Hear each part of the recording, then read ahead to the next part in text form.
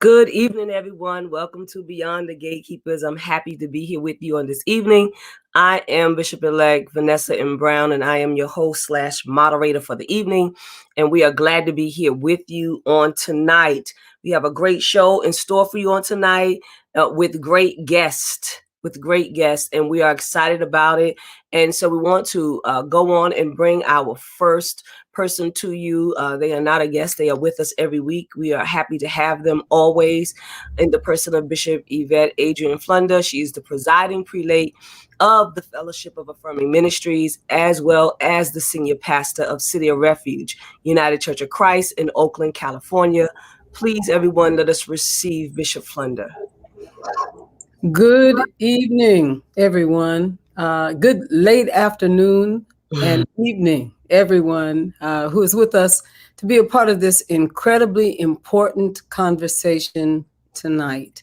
We are blessed, and you're going to meet just in a moment those that will be with us in this conversation, but we have some great opportunities to cross-pollinate our experiences since the last time we met. Some of the things that we have experienced both in community, things that we've experienced politically, things that we've experienced locally and nationally in this peculiar but promising time that we are in. So we want to invite you, just before we go into our conversation on the front end of our program this evening, I want to encourage you, because the Gatekeepers, we've been going on for several weeks, months now, and we have an extraordinary, robust audience, a bunch of folk who are a part of this conversation. Your perspectives, your comments have been incredible. And we are intending to expand what it is that we are doing, expanding our outreach, expanding our format, becoming sort of settled in this place of doing outreach and ministry at the same time, a theopolitical work, I call it. The work of politics that is informed by theology, that is informed by the social realities of our time and the spiritual realities of our time. And in that expansion, we've got to add on some pieces to what it is that we do and increase our presence, which of course has some financial realities attached to it. If you have been blessed, if you have been informed, if you have found a way to hear and to also have a voice in this time that we live in, I want to encourage you to give. I think giving is incredibly important. And I believe that we seed what blesses us. I'm not one of those people, you know me real good, so you know I don't have any gimmicks and strategies and all of that. But I do believe that what we sow, we reap. And I want to encourage you. You know already, if you have heard in the past that we have giving opportunities, you can make donations via Cash App to $TFAM annual. And you can also give on PayPal at www.paypal.me/TFAM Help us to grow. You'll be excited. You'll be blessed. You can own it because you were a part of it. We are going to grow and expand. We need to because we have many, many more people asking us to reach out, and we have opportunities to expand how we present ourselves online. God bless you. I think that where our energy is, where our heart is, where our help is also where our finances should help and support. Whatever you can do, $10, $15, $20, $25, $2,500. If you are capable and able to do it, we are a 501c3, and we have the wherewithal to make sure that your gifts are tax deductible. God bless you, and thank you so much for being with us tonight. We're going to have a great conversation. Welcome again. Welcome, family.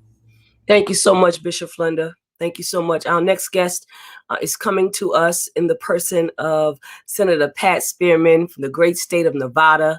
She's a minister and a veteran. We are glad to have Senator Spearman here. Senator Spearman, will you greet the people for us?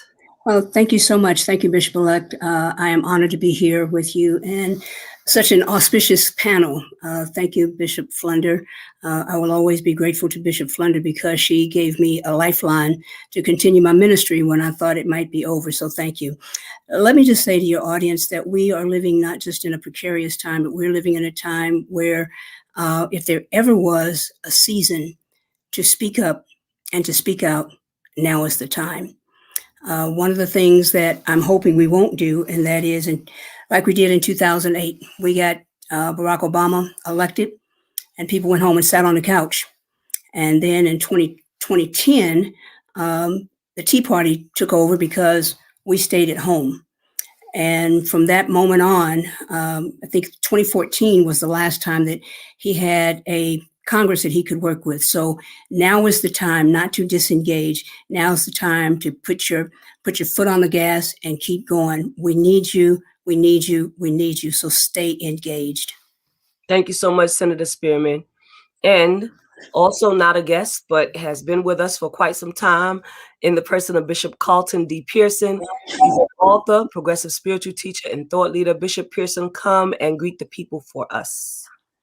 Well, thank you, Bishop-elect, and Senator Spearman pretty much encapsulated the passion that I feel in us insisting on staying engaged, involved, invoked, provoked if necessary, because this is a fight for life. The people who are demonstrating the kind of what we would consider insanity, racist, intoxication, the white privilege, our country, our God, our gospel, our truth, we're the chosen.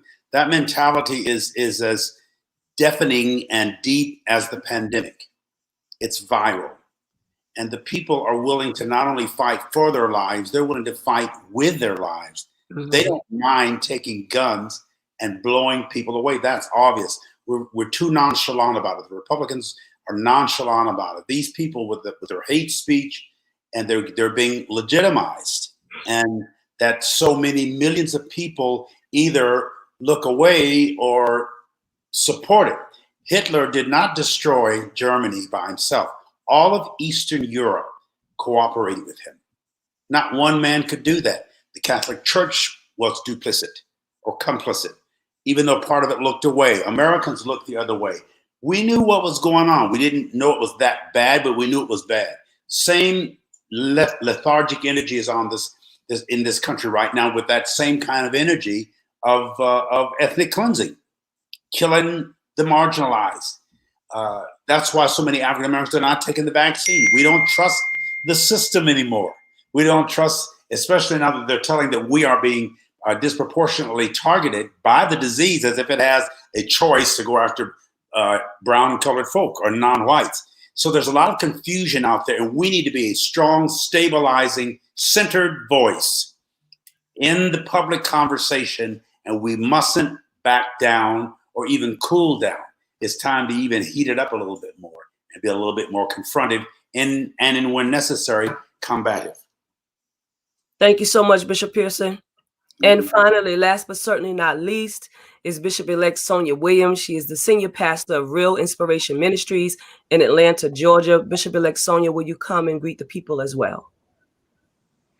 Well, greetings, everyone. Greetings, Bishop Flunder, Bishop Pearson, Senator Spearman, and Dr. Brown. Thank you so much for allowing me to be a part of this conversation. Greetings to everyone who is watching out there in Wi-Fi land. Yes, it is time that we have more in-depth conversation on our North Star and where we are going. Since the inauguration, the work is not over. I piggyback on the comments of the other panelists. Yes, we cannot slow down now.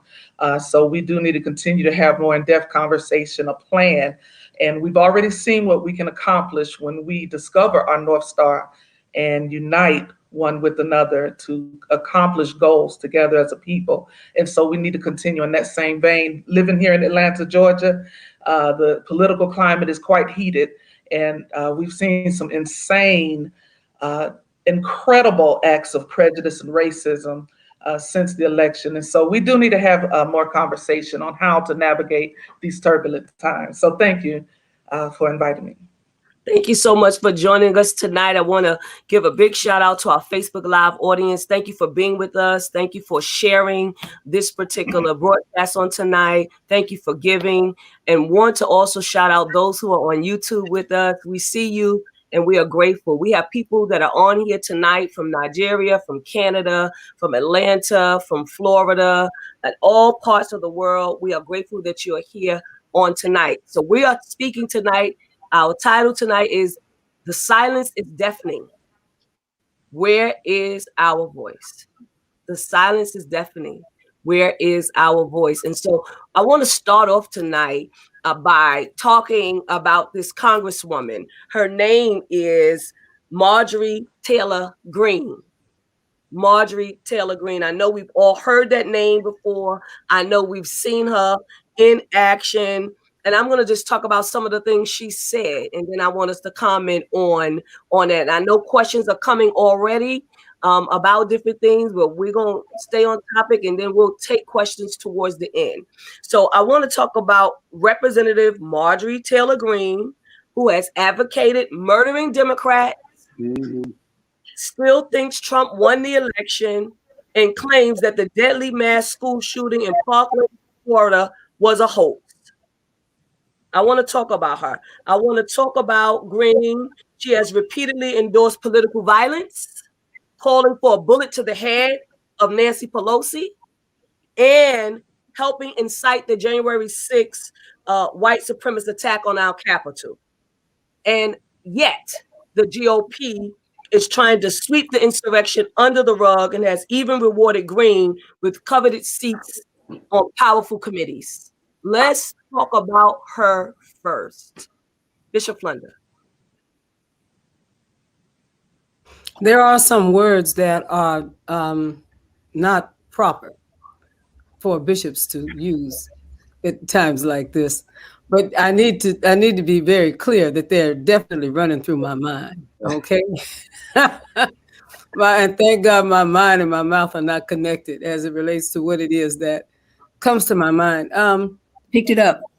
I think and believe that this young woman is empowered, and she is placed to essentially be the voice of many who feel exactly like she feels and think exactly like she thinks, and that somehow or other there is a opportunity for her to be rebellious and to speak the hard things that the other people are afraid to speak. She's more there for the Republicans, to change the Republicans, than to affect the Democrats, and to both make them fear the 70 million who did not vote essentially for Joe Biden, fear the uprising of white people and the violence that will come from that,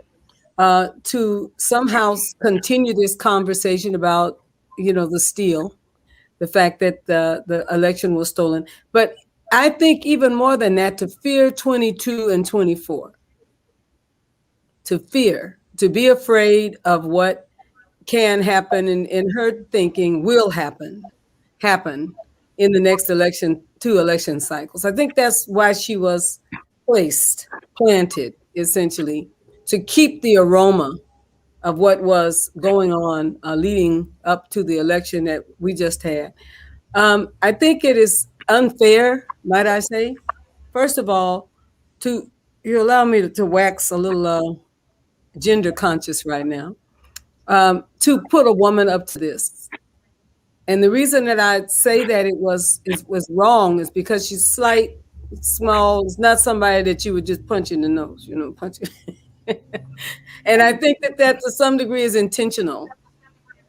There's a certain tolerance for certain things, and you understand, I think, exactly what it is I'm saying. But simultaneously, there's Nancy Pelosi. So I will just kind of put that out there and say that the pushback against her must be clear and precise, in the same way that the impeachment must be clear and precise, as much as it can possibly be, because the message needs to be that this is not going to be tolerated, either by the speaker or by the vice president. There's something very powerful in a message that needs to go out. And again, forgive me for waxing gender conscious, but it needs to go out from powerful women like Senator Pat Spearman and others, both in DC and in their local areas. That's the thing that's on the top for me. And there's more to say as we go along, but I definitely digress to my colleagues. Go ahead. Thank you so much, Bishop. I'm gonna go to Bishop Sonya, Bishop-elect Sonya. But before I do, I also want to mention about this woman that she has been ranting and threatening Representative Cori Bush, the new black woman that's in office. She's 45 years old. She actually moved her office because Marjorie and her team have been taunting Cori Bush. It's almost like high schools. They're playing games, and you can tell that she's been planted. You can tell that she, has a particular agenda. And so she's trying to make sure that she fulfills that agenda. Bishop-elect Sonya? Yeah, so we that Marjorie Greene she is a conspiracy spreader. She is an agitator. You understand the district that produced her? She's from the 14th district of Georgia. It covers 12 counties that are named Whitesville and Pickens County and things of that nature, to give you a kind of understanding. From the northwest region of Georgia, population between 12 counties that make up the 14th district is maybe about 700,000 people. Of the 700,000, are white Americans. 86% make up white. Only 9% are Black Americans, and I think it's something like 7% are considered others. So we understand Marjorie. Also, we must understand that her position has been in the making for a while. Can you hear me? You're breaking up, because what you said was very important. Let's see what we. Okay, is that better? Yes. That's okay. That's better. So I was actually speaking on how the district that produced her. It was the 14th district, the Northwest region of Georgia, heavily populated with white America. 86% of that district is white America. Only 9% is Black America. And so her position has not always been into play. This was a district that was created in the last 10 years intentionally to bring her forth. She's a very wealthy woman, a very bright woman. Yes, she was pinned to cause a disturbance among African Americans, the Democrats, and Republicans. Are you all hearing me okay? You're still breaking up. And so Are you all hearing me okay? I was recommending that she move closer Okay. to her Wi-Fi if she can, closer to her router. And if you can move closer to your router, I'm going to take Bishop Pearson and then I'll come back to you. Because we need what she's saying. Because I need to hear. I'll readjust everything. Okay. Okay, yes, I'll readjust everything. Okay. Thank you. Bishop Pearson. You're muted, Bishop. You have to unmute me, I think. I'm all right. It's not this particular lady. It's the 86% of her district. It's not Trump. It's the people who put him in office. We can go after these politicians, but I'm bothered by the masses of people who are not idly sitting by, but they are consenting to this with their vote, with their ballot, and with their bullets, with their brains.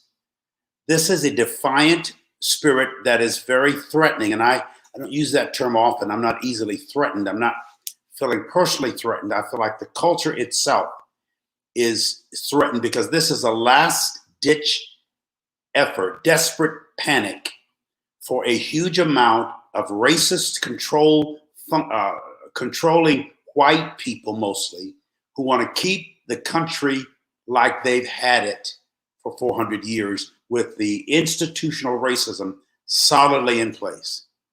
Nobody says it like that, but that's like that we should hear in the media. That's really what's behind all this. These are control freaks who, as I often say, think King James and King Jesus are the same people. And that whole Anglo-imperialistic, colonialistic mentality of this being the new world that they own, and God gave them the power to bring 6 to 7 million slaves from the continent of Africa and to build it. And we're cattle and chattel, not just people. That has to be confronted. This little lady is really only symptomatic. She wouldn't even be there unless solidly thinking, voting, tax, and some tithe-paying Americans with their Bibles and their scripture quotes and toting put that woman there intentionally. The same spirit of racism that was prominent in Georgia during Reconstruction. That same energy. It's deadly, negative, violent, vicious, and available. They're saying, we're here. So all these folks that we saw on the 6th, they've got if they arrested 5,000 yesterday in Russia, they ought to be able to get it more than about, they haven't even got 150, they haven't got 500 people yet from what we saw, that act of sedition, treason, terrorism, insurgency. The country is dragging their feet. Too many strong people in high places, and the masses are supporting him. So we'll have the discussion, and we're going to stay active, but I'm just saying, let's study these people. Who are they? What are they thinking? Most of them, unfortunately, are Bible-believing, Bible-toting, and quoting Christians, full of hatred and bigotry and arrogance and ignorance and backwoods and backwards people. And they need to be confronted. In the pulpits, the politicians, the media, everybody needs to make it very unpopular to be this viciously arrogant.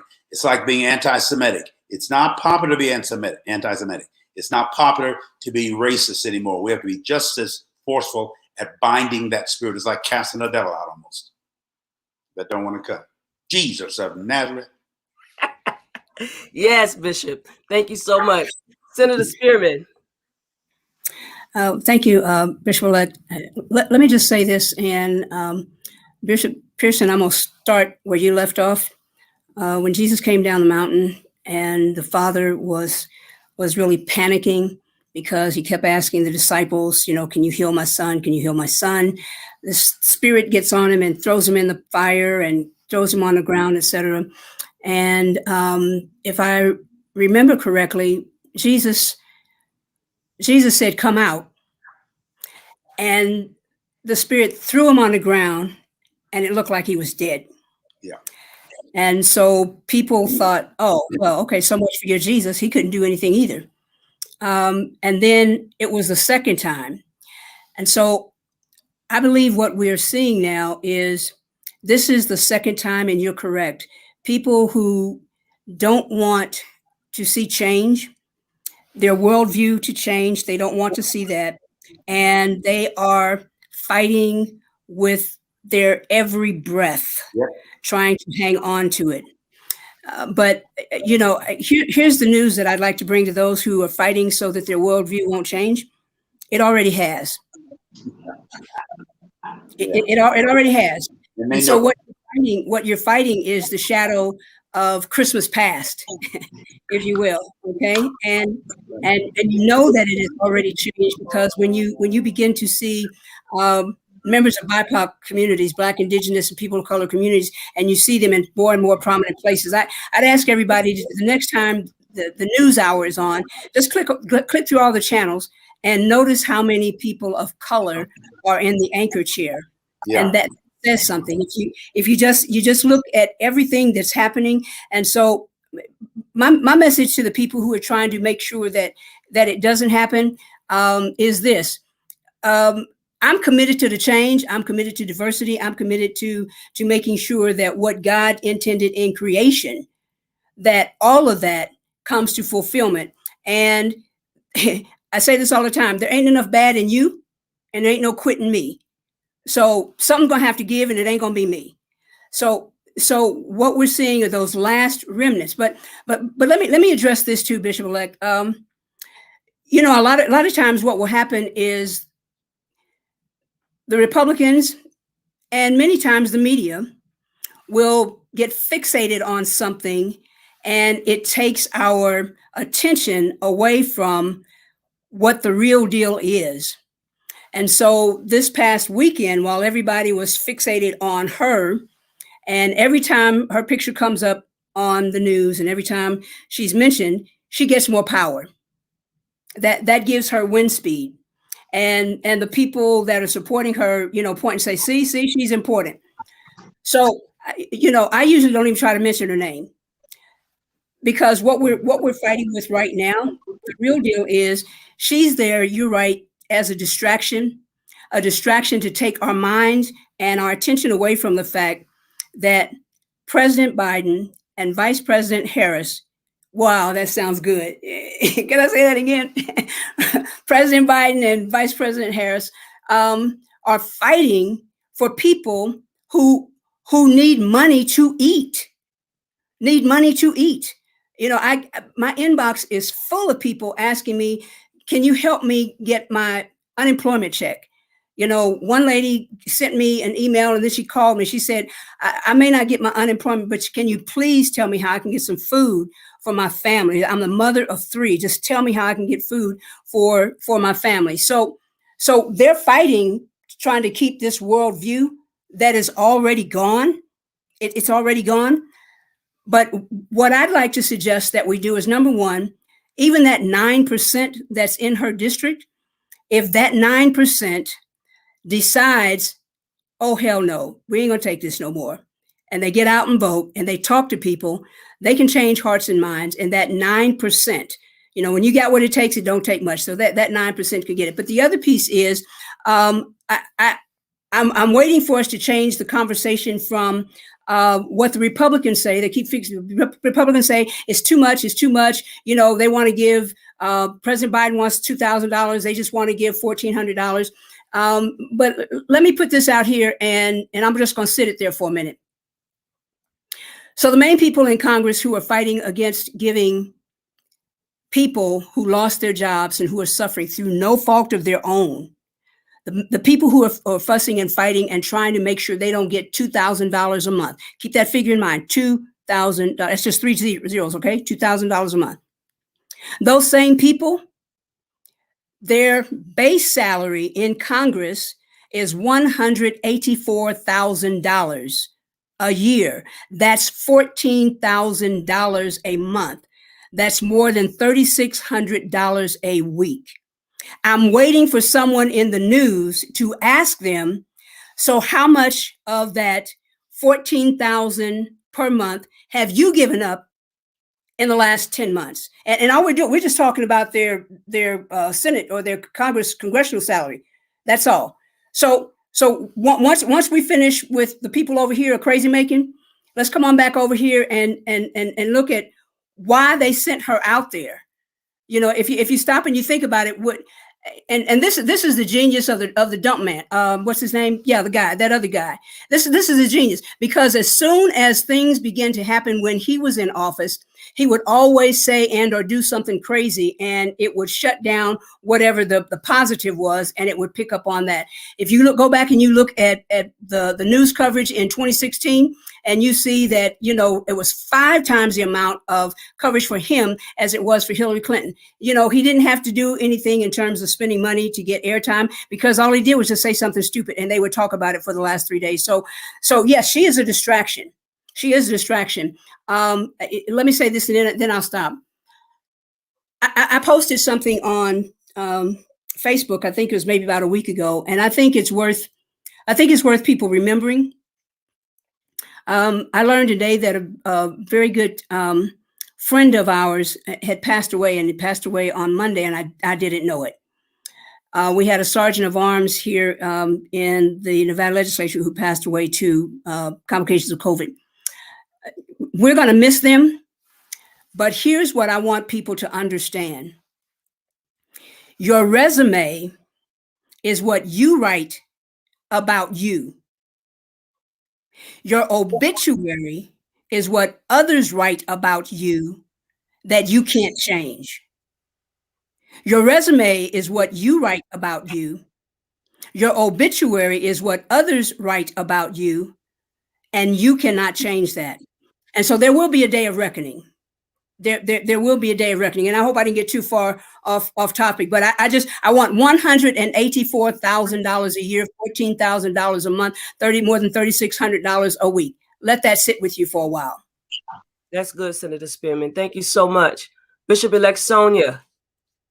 Yes, is this better? Yes. Awesome. Yes. So basically, I was just bringing up the fact of the area, the district that Marjorie Greene represents is the 14th district, northwestern part of Georgia. And in that district, we're talking about the 86% of Republican white Americans that produced her. She is the voice of the hearts of the people. The people lifted her up and the people put her there intentionally. And as Senator Spearman was saying, she is a distraction. And just as her, as 45 was a distraction. And on the back end, behind the distraction, there's a lot of legislation that gets passed into law because we're so distracted by their in-your-face, blatant, brazen type of leadership. And so I say that to say, yes, there is 9% of African Americans, 7%, 0.7% of what they consider to be others that are there. But because of the intimidation and because of the voter suppression, it's going to take a lot of organizing to shift that area. That's about 800,000 votes that comes out of her district. About 800,000 votes. And the majority of those votes are Republican. She's the face of QAnon. She's a conspiracy theorist, and she spreads fear, and that is her job. That is why she's been placed there. There was 10 years ago, the 14th district did not exist.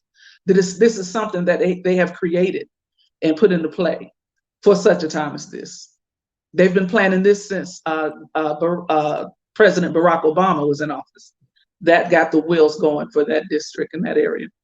And so, yes, it is disheartening to see such blatant racism, in your face racism coming forth. And it's disheartening to know that she has that many supporters. Georgia is a blue state now, but the government in Georgia is still Republican. So she has a lot of people that support her. Thank you so much, Bishop-elect Sonya. I wanted to say something. I know Bishop Flunder is going to come back, but I wanted to say I think we can multitask. I think that we all know how to, well, I know how to walk and chew gum at the same time, and I know that most of you all know how to walk and chew gum at the same time. And so, yes, she is a distraction, but I think that we have to watch them and watch those other people that Senator Spearman has been talking about in terms of people not eating. Someone made a statement here. It says, in Armenia, we say the one with the full stomach never understands the hungry person's situation. That is the problem with these rich politicians who are stopping the relief. And that is correct. But I think that we got to keep our eyes on both things and not be distracted, because Bishop-elect Sonya is right. They've been planning this for a long time. And if they've got 800,000 voters, and if they have, and even though Georgia's a blue state, but the people that are working within are Republican, we've got to still do a lot of uprooting to get that out of there. We got to be able to do something. I don't know what we're going to be able to do, but I know she's got money behind her and a little bit of power, and it bears watching. Bishop Flunder. I just wanted to tag on to some of the threads that I see connecting all of the conversations that we've just had. One is the incredible dichotomy of people making decisions about $2,000 being too much, when the waste and mismanagement of this last administration was astounding. I think it is important to let me be specific, the partially finished wall and the amount of money that it took to partially do it, to essentially end up with nothing. The amount of money that was spent in many ways to fund and to salary the family and friends of the previous president. If you ever take a look at how much money they actually made, not only that, the amount of money that was put into taking care of the election cycle for the previous president that came from our tax dollars, because of the fact that he flew on our plane. I just need to put it out there, okay? Was cared for by our Secret Service, was put up in our hotels. All of that is your tax dollars and my tax dollars at work. The war chest that he is working from even now, that was built on the whole Stop the Steal farce, that essentially funded that whole political mess, is still funding the intention for a new party to split the Republicans from the Republican Party to the MAGA Party, right? And his wife is now furnishing her office at Mar-a-Lago. And he's furnishing his office at Mar-a-Lago and getting the pool upgraded. Y'all understand what I'm saying? With your and my tax dollars at work, while folks are choking over $2,000. And what does it mean? That all of it is a shell game. The whole concept of Stop the Steal was a shell game. It was the preparation for the rest of his life, the fiscal preparation that would bail him out of the debt that New York is going to make him pay, and others are going to make him pay. And the people fell for it and fell hook, line, and sinker. All you have to do is get a bunch of people, as Bishop Pearson said, who are broken and upset because they're losing power. Make them think that you can give them power. They will give you all of their money. And if you don't have any conscience at all, you'll take it. When I'm beginning to believe that for the most part, nobody thought that the election was stolen, but it was a great money-making concept. I mean, multiple millions of dollars in a war chest. And it created this young woman that we're talking about right now. and that somehow or other created, as Bishop-elect Sonya said, a district that could produce such as she is, to be a clapback to the Stacey Abrams and such in Atlanta. So it's not complicated. It's just, to everyone's point, how do we not only name this, but what are we going to do about this? In terms of going forward, how will we ensure that our money is not being frivolously thrown away by people who are being stingy with helping us survive with our money? That is amazing to me, that somehow a democratic government could allow such a travesty to happen to its citizens. So that's my soapbox. I'm going to bring it to Senator Spearman. She wants to respond, but I must say they have $300 million in their war chest. If they have been planning this since Barack Obama has been the president, it's just like if I'm in a production. When I worked at the Apollo Theater, we had a production. Everybody had something to do in that production. Somebody had to work on the light. Somebody had to work on the rig. Come on, somebody had to work on the stage. Somebody had to do something to produce the whole event. Even if something went on with the lights, everybody had to still keep working, but somebody still had to find out what was going on with those lights, because we still needed those lights for the show. That's what's happening in government. This is a distraction, but somebody still has to continue to investigate to see what's going on, to see what's being planned, while the rest, those that are doing the other things that they're doing to make this government work, to make this nation go forward, they do that. Somebody still got to keep an eye on what's happening, because the reality is that there is a plan that we know not of. There is a plan that we know not of, that we need to be vigilant about and trying to find out what that plan is. Bishop Flunder asked a very, very good question. What are we going to do? And we need to figure that out. Senator Spearman. Yeah, I just want to say this. There was someone who was the spokesperson traveling up and down the country talking about the steal, and even went so far as to call the name of some of the machines to say that there was something wrong with them and that they were rigged. Shortly after the 6th of January, that person kind of went ghost, and you didn't hear a whole lot. Even the people who are still around will not call the name of the company that made those voting machines. Why? Because they said it's defamation of character, and we get ready to sue you and your great grandchildren. And I think if people go back to calling the name of those voting machines, and there is a lawsuit against them for defamation of character, watch how quick they're quiet. Watch how quick. And to your point, Bishop-elect Brown, Nehemiah 6 comes to mind. You know, the wall was built because the people had a mind to work. You know, half the people worked and half the people stood guard. And that's something that we know how to do, but we have to be relentless in whatever we're doing. If we're standing guard or if we're building, we have to be relentless, and we have to understand that where we are right now, it's like this next to the last push. It's like this next to the last push, and we can't give up now. But you know, where's Waldo? That's what I'll ask people. Where's Waldo? Where's Waldo? How quick did Waldo shut up? And how quick did everybody else begin to change, their tune? So I think once manufacturers of these voting machines see what happened, then they too will stand up. We have for the first time in Nevada's history, we have an African American elected statewide office, and I cannot tell you how many trolls were after him about this election in Nevada, and they kept going before the cameras and saying this, that, and the other, and why don't you do this?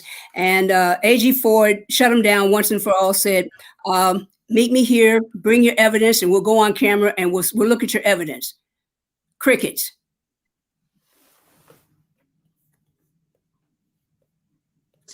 Thank you so much, Senator Spearman.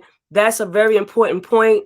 I wanted to also say someone said, is there a way blacks and can collectively impact like Reddit did? And you all know what happened with Reddit and GameStop and that whole story about that, right? In terms of the stock market, I think that we have already made an impact in Georgia. We made an impact when we turned that state blue. We made an impact at the election site with Stacey Abrams. We made that impact. I think we have to find a way to replicate what Stacey Abrams did in all of these other areas, right? And to bring us to that point, I want to talk about Stacey Abrams. I want to talk about her being nominated for the Nobel Peace Prize, which is phenomenal. It's just absolutely wonderful, and she deserves it. I want to start off with Bishop-elect Sonya. Yes, I believe that she's so deserving of the nomination to be a Nobel Peace Prize laureate. She definitely personifies the definition of someone who has sought to move the needle of justice forward, someone who has sought to bring peace and justice to humanity. And to your point or the question that was asked, what can we do? And yes, Stacey Abrams, definitely, she pulled together a lot of grassroots organizations, a lot of no-name organizations, people that you would not have known of, but because that she was able to gather them and pull them together, and we were able to go out and register over 800,000 voters. We were able to go out and reverse some of the voter suppression. And because of what she has done, there's now legislation here in Georgia to put more laws on the table to prevent people from voting fairly. And so we have the power to do it. And that is why the fight took so long to get Georgia's voters certified.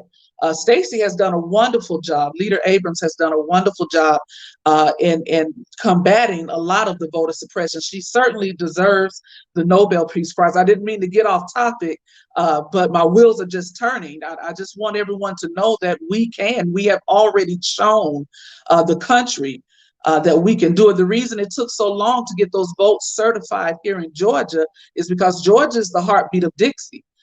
It starts in Georgia and then spreads across the South.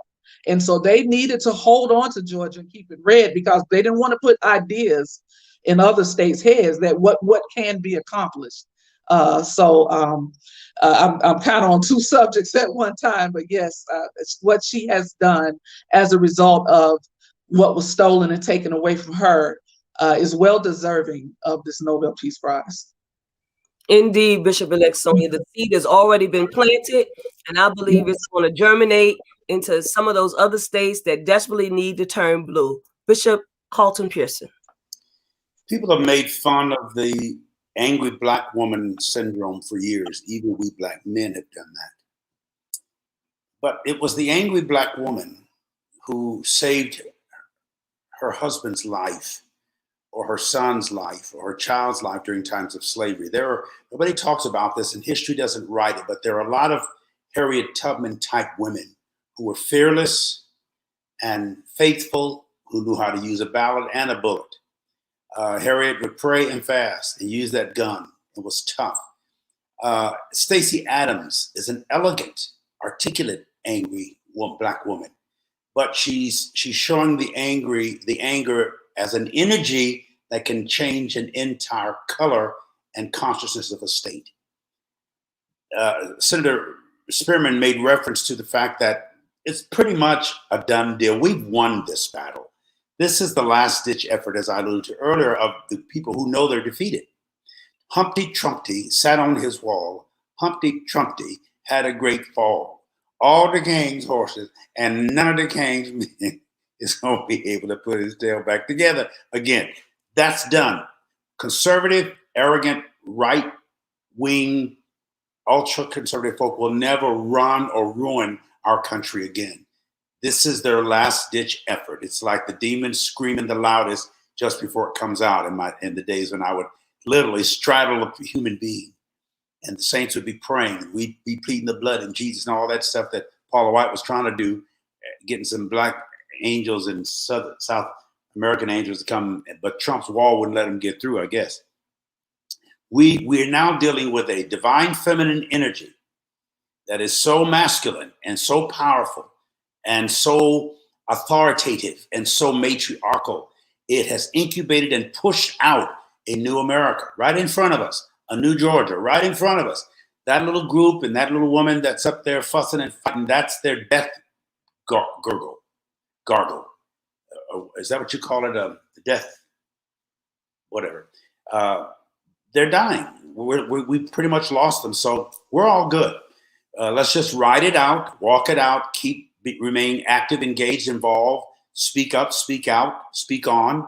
But we've got this. I think this is the new day. We've already entered the birthing of a new America, the rebranding, rebirthing, rebooting, rebuilding. It's taking place. This is a new reconstruction. I agree. Thank you, Bishop. Mm-hmm. I agree. Mm-hmm. And the movement to push back against justice and righteousness, I want to call it, is fragmenting itself, essentially, because that's kind of what happens, isn't it?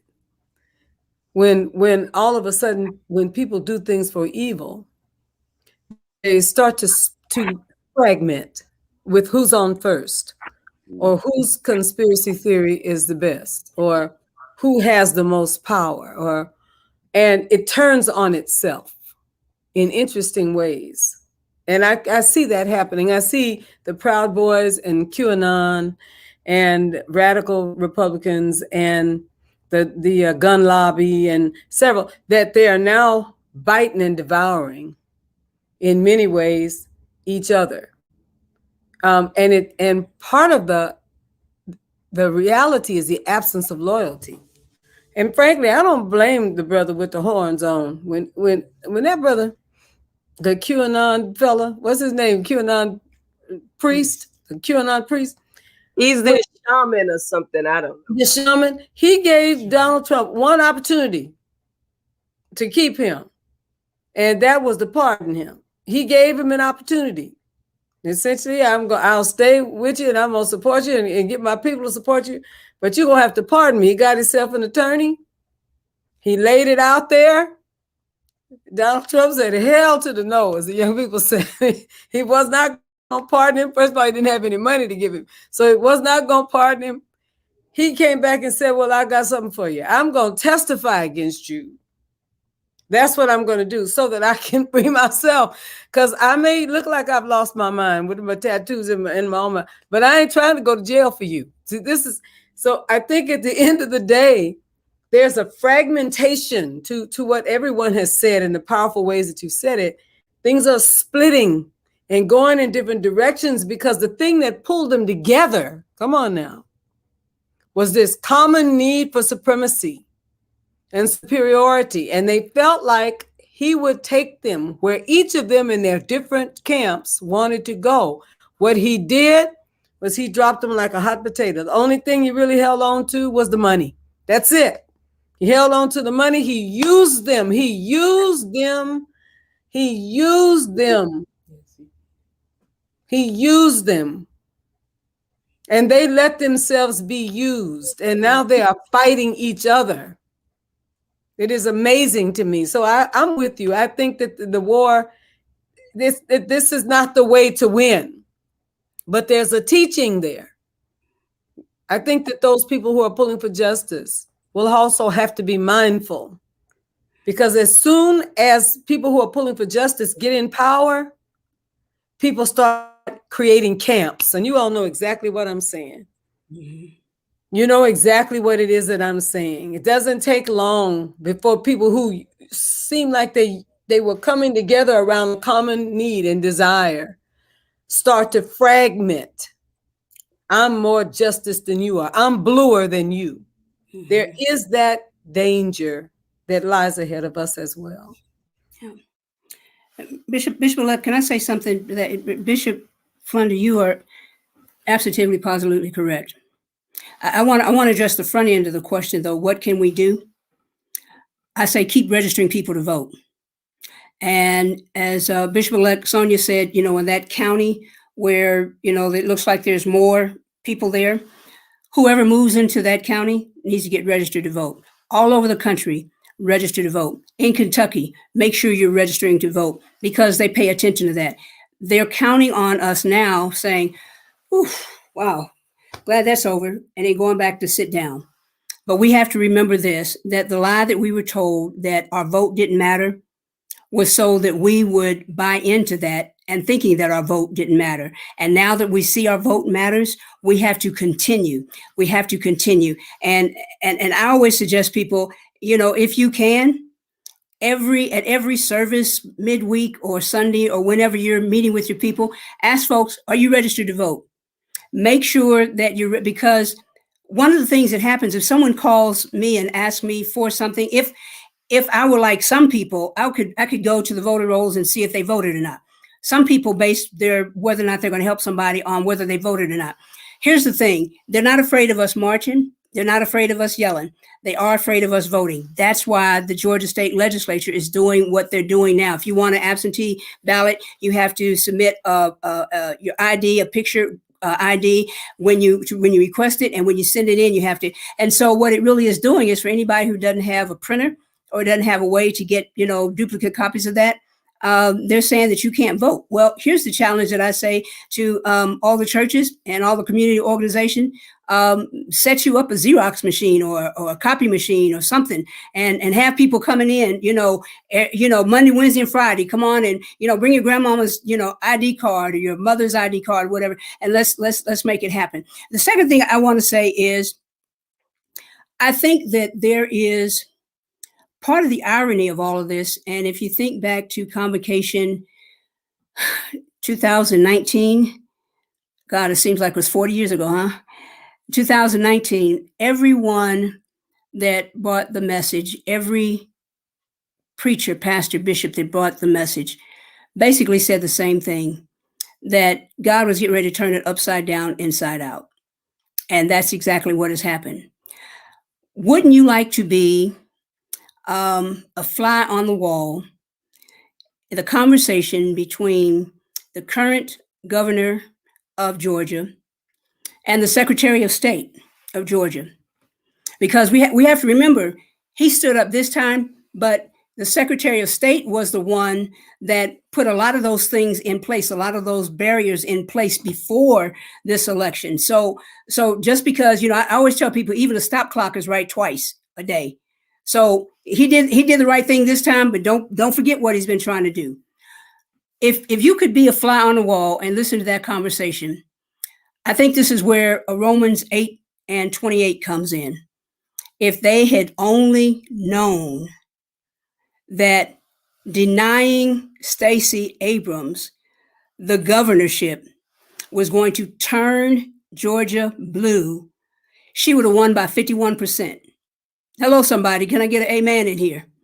If they had only known that her name would go all the way around the world and people would love and revere her for what she had done and look upon them with scorn, she would have won by 51%. Honey. But a lot of times what people, when you're doing what God wants you to do, there's nobody that can stop you.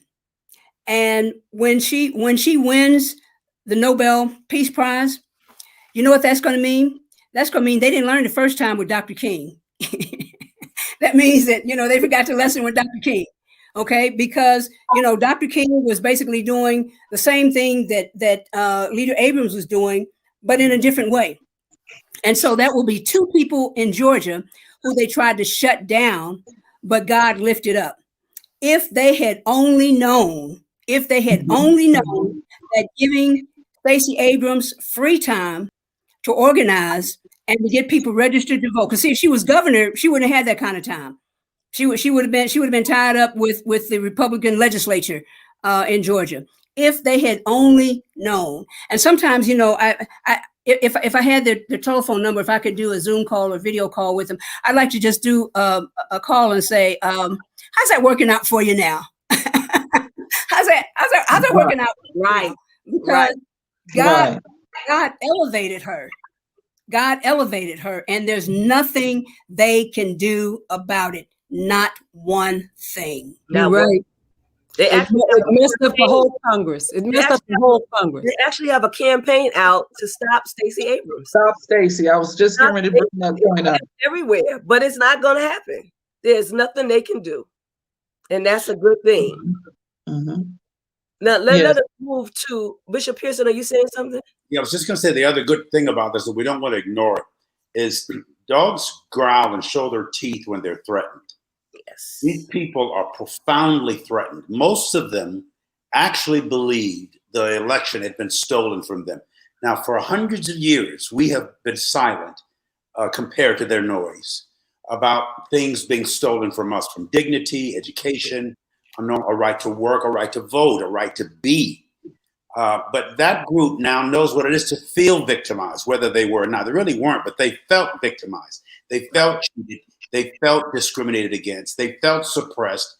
And they get upset when we have a peaceful march. If we were as violent as they were, when we've been feeling that way for hundreds of years. Now, we've slowly made progression, as Senator Spearman made reference to, and I've several times made reference to the number of African-American male and female commentators, anchors of the news, explaining it, expressing it, putting it out there, very confronted. We're a whole lot farther along than we were when Dr. King was murdered on that balcony in Memphis. But the battle remains. But let the world got to see, and those people got to see how normal people can act out when they feel discriminated against or deprived or even depraved. We saw that aspect of white Americans, that mob angry, you took something from me, hurting people, hurt people type thing. That's what we saw. I'm glad we saw it. We won't see it again at that level. I don't think that they're going to be able to grow that way. The country is we're really rebuilding and rebranding and re-being America. This is just an ugly scandal that has to go down. The church is going to go through the same thing. Those religious spirits. Again, yes. You could persuade those you can persuade to believe absurdities. You can convince to commit atrocities. That's what we saw on January 6th. Yeah. And you are leading me to the next thing, Bishop Pearson. And the next thing is, so we have white evangelicals aligning themselves with QAnon. Basically, they just following the money. And we have African-American churches, African-American mainline churches who have been silent around this whole thing, around everything, around this election, around Stop the Steal, around everything. They just have been silent. So I want to start with Bishop Flunder. This reality that you just lifted up a minute ago just all but constipates me. I'm just going to tell you the absolute truth, because I cannot understand. I can understand people who say that something they thought could never be taken from them was taken, and they call it stealing, to Bishop Pearson's concept. They stole it from us. Well, it's because you don't think it could have been taken, and it was taken. And you call that stealing. I think I can understand that a whole lot better than I can the realities that exist in the two things that you just lifted up. One is that you somehow think that because you say that God is going to make you win and thrive and succeed, that somehow or other, you're saying it in the powerful spiritual place that you're in means that it forces God's hand. And that I heard from the evangelical Christians again and again and again and again. We're going to win. With the exception of Pat Robertson, nobody has really made a U-turn. Maybe one or two other folks, but not the named people who said, well, we were just wrong about that. Then this concept that you lifted up a minute ago, which is the deafening silence of many mainline African-American and preachers of color who are saying absolutely nothing. Nothing. Nothing. Not on either side of the conversation. It's as though they have a terror about putting themselves in a position of being thought less of by white supremacy or being thought less of by people of color.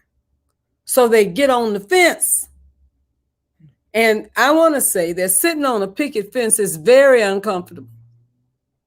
And there is a price that comes from sitting on a picket fence. And in my heart of hearts, I think I am probably more deeply distressed about that as it relates to our people. When did we get to the place, and how did we get to the place where we don't have the steel in our backs to say, for God I live, for God I'll die. For truth I'll live, for truth I'll die. Martin King, Harriet Tubman, Stacey Abrams, we've had those people, somebody said it tonight, in our community for many years. Some of them were burned and lynched and destroyed, had their churches burned, were fired from their jobs, have had all sorts. I understand exile. I'm not the only one on this broadcast tonight who understands what it is to believe what you believe and pay the price for the truth of what you believe. And if there's a price to pay, you pay it. I'm trying to figure out how we would follow some of these folks after this last experience. I can't imagine that we would follow them to the corner store, given the situation being what it is. Where is their strength? Where is their grit? Where is their leadership? I think we need to think seriously about shifting the popularity of some of the folks that are popular in our communities that have not risked anything. They have risked absolutely nothing, and they're preaching milquetoast sermons that they don't have to make. They don't have to, y'all understand what I'm talking about? Yeah. It's simple. And I'm disgusted, and I'm frustrated. They didn't have a problem pinning you to the wall, Bishop Pearson. They didn't have a problem pinning you to the wall, Bishop-elect. They didn't have a problem pinning you to the wall, Pastor Senator. And they certainly didn't have a hard time pinning any of us, Bishop-elect Vanessa, to the wall as often as they could. They found the juice to do that. Absolutely. Pay the price or shut the hell up. Right. Period. Pay the price. Pay the price. Yeah. Get blood on the ground. Come on. And it's so good that you're saying that, Bishop Flunder. I'm going to go to Senator Spearman and Bishop-elect Sonya and then Bishop Pearson. I'm going to leave him for last. But it's good that you're saying that. So throughout this whole course of seeing what has been happening within our nation and people not speaking up, there is one person that I saw, and although he did not speak about this particular issue, he was actually crying, and that was Bishop Noel Jones. And he wanted to know, where are the prophets who took the people's money? Where are you now? And why didn't you know about this pandemic?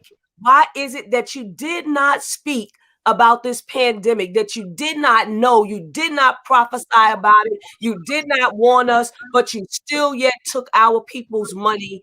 Where are you? I'm responsible because I am their pastor, and my people want to know what happened. How did you miss it? And I think that's the same thing that we can say for all of this. You know, how did you not see that Trump was using people, that Trump was leading you all down a different road that had nothing to do with God or God's will? Why didn't you all see this? I think the same questions are being asked. I think they're being asked slowly. I think that people are afraid to lose, right? Their money, their congregation, all of these things add up together. But okay, I digress. Senator Spearman. Thank you, Bishop-elect. So for those who don't know it, I'm a veteran. I served almost 30 years in the Army. And I was at the Pentagon during the height of the Iraq war and war with Afghanistan, when IEDs were going off. And it was tough for our troops there because they never knew if the next step they would take would be one that they would step on we used to call them landmines, but they would step on an IED, improvised explosive device.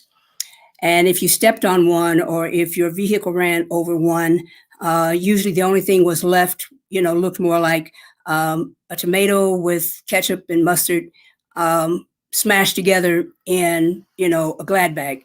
And for many of the people who were killed like that, their parents got a conglomeration back. Okay. One of the things that I remember is an Army, I think he was an Army sergeant who was out on patrol and left his squad. They couldn't find him, and at first they thought maybe he had been captured. And they kept looking and looking, no sign of him at all. And we didn't even get, a ransom note or anything like that saying, we do this and none of that. And I think he was absent for like maybe about a year, if not more. And I'm trying to remember his name, but I think it was Bergdahl, something like that. And when they finally found him, what had happened, as my niece says, what had happened was he had gone over to the enemy's camp. He was afraid of being killed. And he had gone over to the enemy's camp, and he had basically renounced his citizenship, renounced, everything that he knew as a military member of the military, all of that. And that's how, quote, he stayed alive. When it was time, when they found him and they brought him back to the States, what they wanted to do, his parents were saying, well, forgive him. Nope. Because that whole time that he was absent, there were people dying. There were people who were being blown up. There were people who were becoming paraplegics. There were people who were becoming double amputees. And so he was AWOL. And when we stop and we think about the people who have been taking, quote, the people's money and their silence, I always say, look, I can put on a blue smock that's got a burst of sunshine on the back of it and get a nameplate. That don't mean I work at Walmart, So a lot of the people have been wearing a uniform, but they have not been doing the duty. And I believe that the time of reckoning not only will be here, but I think it's here right now. Remember, your resume is what you write about yourself. Your obituary is what others write about you, and you can't change it. You can't change it. So when I think when all of the glitz and glory was going on, I think most of us probably knew that when the going got tough, there would be nowhere to be found. We already knew it. And so, we're being forged in the fire, coming out as pure gold, and everybody else that was AWOL and that, consorted with the enemy, if you will, the demonic presence, the spiritual wickedness in high places, all of that. Okay. You've lost. God, God will forgive you.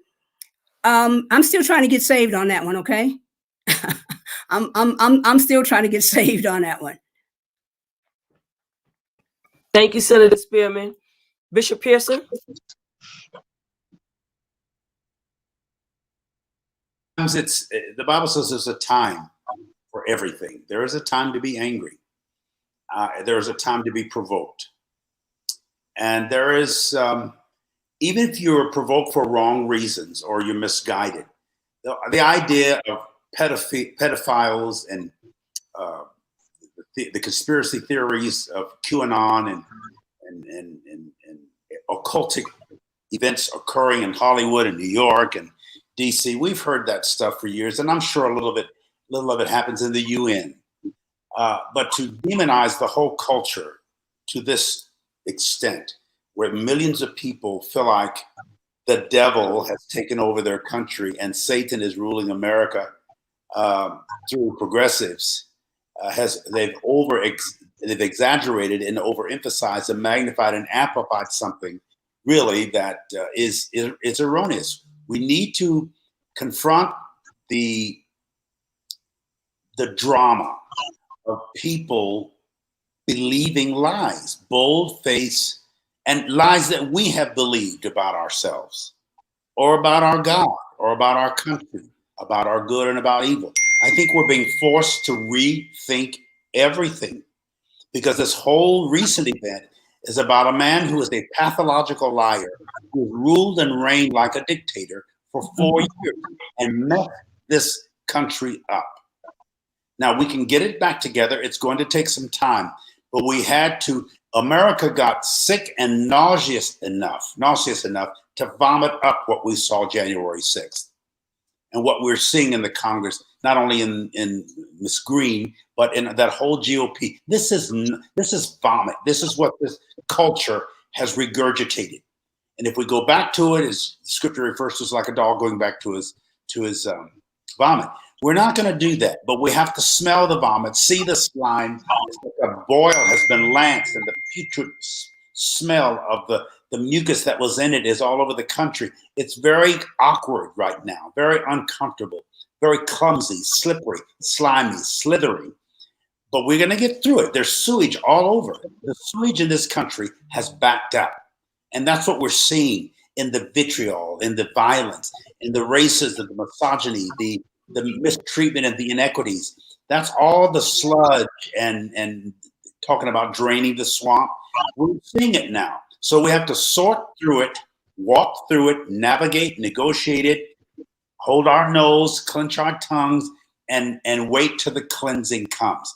The universe is cleansing and clearing and correcting itself. And this is all a part of the sludge that we have to see. To all of our listeners, we're going to get through this. We have to talk about it or we go insane.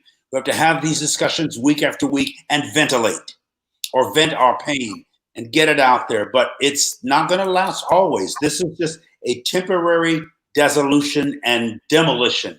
Something is being torn down in front of us. And that's the old America, the old mindset, the old standards, from statues to statutes that don't fit in the 21st century consciousness of America. We're pulling them all down. You can scream, holler, fuss, cuss, all you want. You can resent it. But if you resist it, you will lose. Because it's not your time to win. It's good, Bishop. Thank you so much. Bishop-elect Sonya, did I let you answer the question? Well, my thought on that is the initial question, where were the prophets? Where was the church? When you get in the boat with the devil, you don't want to rock the boat. And so there are some people who have to be silent because they have taken advantage of a lot of the benefits of 45. We saw 45 invite a lot of pastors to the Oval Office for a conversation, and they were all too eager to go. If you remember back in the 90s, when a lot of Black churches discovered grants, and we started during the Reagan and Bush administration, we started seeing the onset of these mega churches coming forth. And so a lot of them have gotten in the boat with the devil, and you don't want to rock the boat. But what I am confident of is that light chases away darkness. But the caveat to that is you can't have light. You don't recognize light unless there has been darkness. And so the darkness that we have seen is exposing. It has been exposing what has been, and there's a new world coming. I remember my grandmother used to sing a hymn, I got my eyes on the new world, or something to that effect. And there is a new world. There's a new order that is coming, and racism is not a part of that. So I believe that we have seen a lot of this has been exposure, and a lot of this darkness has produced a great light, and we're going to move forward in that light. And what was will be no longer, because what people must understand, the evangelicals, what they must understand is that God stands on the side of justice, and their arms are too short to box with God, period. And we are not diamond and silk. Come on, that's right. Period. I have not heard evil. Evil. That was good. I'm taking that with me. Evil. Very good, Bishop elect. There's one question before we close. I want to make sure we ask it. And the question is, what should be done? It's from Dr. Rochelle Carr. What should be done in our communities to help those who lack the understanding that it takes more than just Jesus and Jesus alone to help us move the justice needle in the country? Bishop-elect Sonya. So as our wonderful bishop always says, it takes Jesus and justice. There's an intersectionality of those that cannot be separated. And I do believe that when the Bible says we have to watch as well as pray, but I also reference Nehemiah when they were building the wall. They had a weapon in one hand, they had a tool in the other hand. And so we have to do what's in our power to do, because God doesn't do for us what we have the power. He's already empowered us to do for ourselves, what she's already empowered us to do for ourselves. We have to move forward in the confidence and knowing that God is for us. And I also want to include that I believe that it's going to be the supermajority in this country, which is now women, that will lead this plight. I also believe that it will be the remnant that God has preserved, the LGBTQ community, that will lead us in this fight. But justice cannot be withheld. God is on the side of justice. And so it takes Jesus and justice to move the needle forward. Thank you, Bishop-elect Sonya. That was good. And I know Bishop Flunder is going to talk, but I want to just say a comment. She said, Jesus is justice. Amen. That's right. That is the truth. Bishop Pearson. Well, the needle is moving. What we're seeing is it moving. We're seeing the envelope push to the edge. Everything is in motion right now. The old is passing away, literally, in front of us. And so that's the part of me that can smile. It took a plague, a famine, a pandemic to get this man out of office. His reaction to it is what killed his place. But, you know, plagues and famine and that kind of stuff, for some reason, has always been associated with God more than the devil or a devil. It's a natural disaster is considered an act of God. So a lot of the fundamentalists think that from the scripture, the wages of sin is death, that the people who are dying because they earned death. Subconsciously, they don't see this plague as removing Donald Trump. They think the plague or the pandemic is God's judgment on America for not celebrating Donald Trump and for treating him the way that the so-called progressive media treated him for the last 4 years. This is how twisted the thinking is. And so that is being fondled out. We just have to kind of wait and watch this thing finally settle down, because these folks are set in their ways and they realize they're telling us we're losing the battle and we got to panic. We're losing the country. We got to panic. We lost the vote. We got to panic. They're telling us that the needle is moving. So let's just let it move. This will pass. Let them show who they are, act the fool that they are, show what's living, lying, and rotting inside of them and in this country. Let it be exposed, because it is ultimately being expelled. We're watching this with our eyes. All these prophets that are protecting their brand, who won't say a thing about it, and the prophets who won't apologize for being in error, they look like the fools they've allowed themselves to be. They're going to go down that way. We will not see Christianity, conservatism, evangelicalism, anything the way we've seen it in the 20th century. It played a powerful apostolic prophetic role then. It does not and will not fit into the 21st century the way it so neatly fit in the 2020. And I'm okay with that. I don't know how it will reappear, but it will become ultimately apparent of the new paradigm, the new model, the new modality. And even us, I'm prepared to continue to shift. Whenever there's going to be evolution, there's going to be revolution, and there's going to be dissolution. Some things are going to dissolve because they don't fit in the mix of liquidity that we're experiencing in this new age of Aquarius and water and moisture and enlightenment and this spiritual renaissance and this renewal and redoing of who we are. It's pitiful, but it's a powerful moment at the same time. That's good, Bishop. Thank you so much. I want to say really quickly before Senator Spearman and Bishop Flunder come, thank you to the Facebook Live audience for joining us tonight, for you two for being with us. Please make sure that you continue to share this conversation. Senator Spearman. Thank you, Bishop-elect. I want to leave a challenge with everyone. We've talked a lot about what is happening and what can happen and what can we do. I'm going to ask people to look around. We've talked about economic justice. We've talked about environmental justice. We've talked about criminal justice. Well, most, if not all, state legislatures are in session now. And I would just challenge you to pick up the phone and call whoever represents you and ask them, what are you doing about these areas of justice that we know need to happen?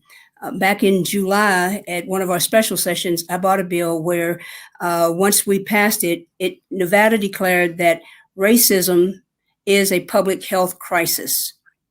Racism is a public health crisis. And I said on the floor when we were talking about it, I said, this is not just pretty talk.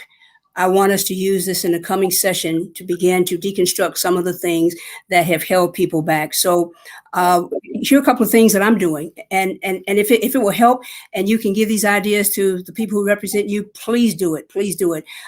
So I have two bills that are going to address the inequities in the healthcare system, because we know that they've always been there. It just took this pandemic for everybody else to recognize it.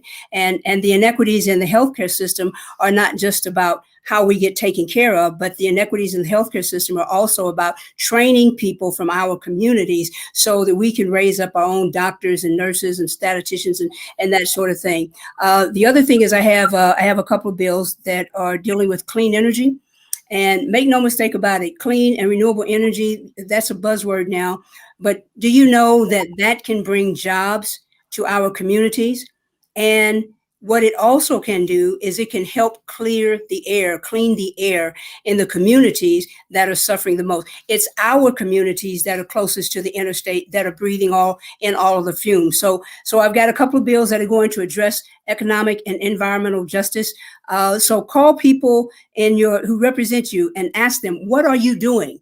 What are you doing? Jesus is justice. What are you doing about environmental justice? What are you doing about economic justice? What are you doing about healthcare justice? What are you doing about criminal justice? All of that. And while I'm there, let me say this real quickly. If people don't get behind the folks in their legislature that are trying to make changes with banning chokeholds, eliminating qualified immunity, and making sure that police officers who don't deserve to wear the badge, make sure they're held accountable. If you all don't get behind those legislators and make your voice heard, then we're going to go another year, another 2 years, when people will say, oh, there's nothing to it. So get behind them. We're trying to do the change.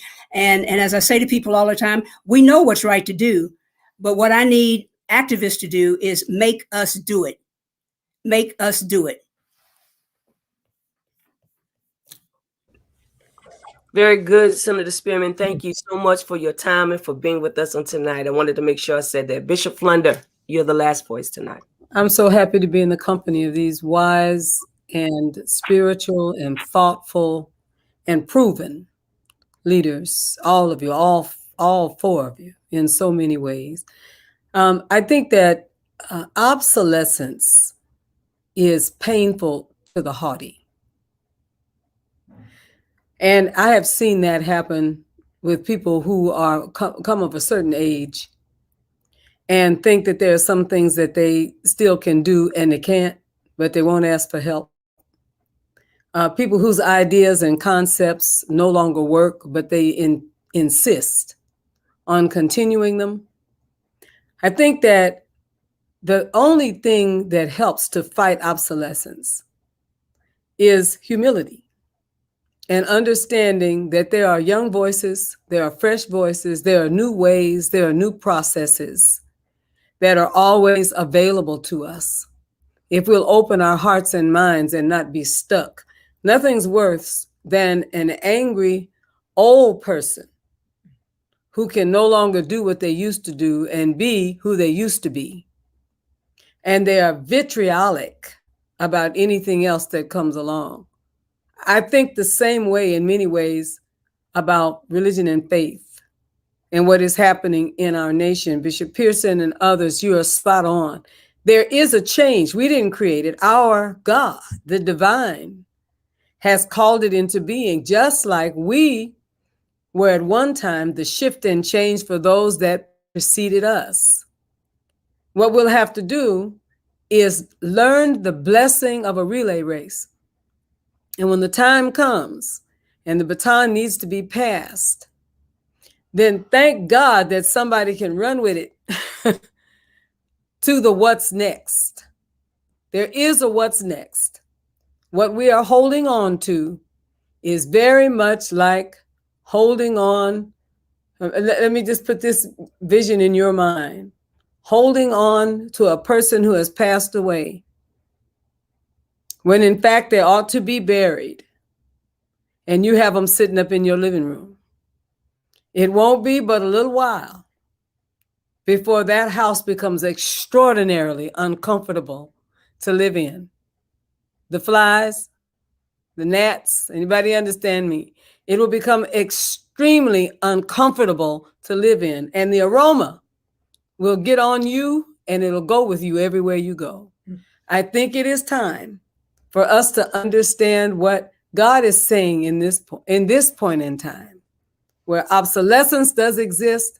It will take courage and humility to release us into our what's next. And I don't know about you, I'm excited, and I am deeply excited that there are even things that we will begin, we may not live to complete. But I am excited about being able to have a vision with and for, and in many ways, because of the great leaders that God is raising up through many of our lives and many of our ministries. I love you very, very much. And this has been an exciting conversation, an affirming conversation. Let's keep doing it.